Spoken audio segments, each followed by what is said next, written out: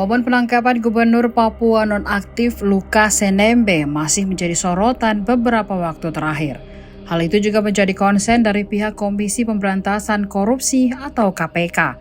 Setelah sempat dibuat repot beberapa waktu terakhir, akhirnya KPK bisa meringkus Lukas NMB di salah satu restoran di Papua pada 10 Januari 2023.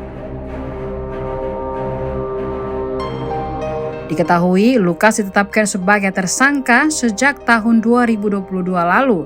Menurut Ketua KPK Firly Bahuri mengungkapkan, hal tersebut memberikan kesan tersendiri baginya. Kata Firly, Lukas merupakan contoh pejabat publik yang ugal-ugalan.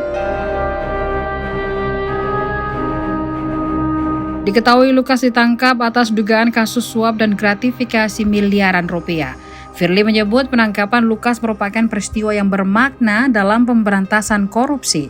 Menurutnya, penangkapan tersebut bisa menjadi pengingat bahwa KPK akan menindak tegas para koruptor, bahkan hingga di titik terjauh di Indonesia sekalipun, seperti di Papua.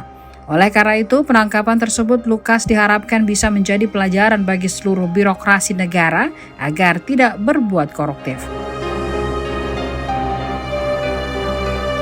Dikutip dari tribunvideo.com, KPK sebelumnya menangkap Lukas NMB di salah satu rumah makan di Jayapura pada Selasa 10 Januari 2023. Ia kemudian dibawa Jakarta melalui jalur udara.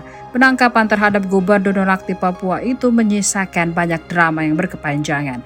Meski statusnya telah menjadi tersangka, Lukas belum bisa ditangkap.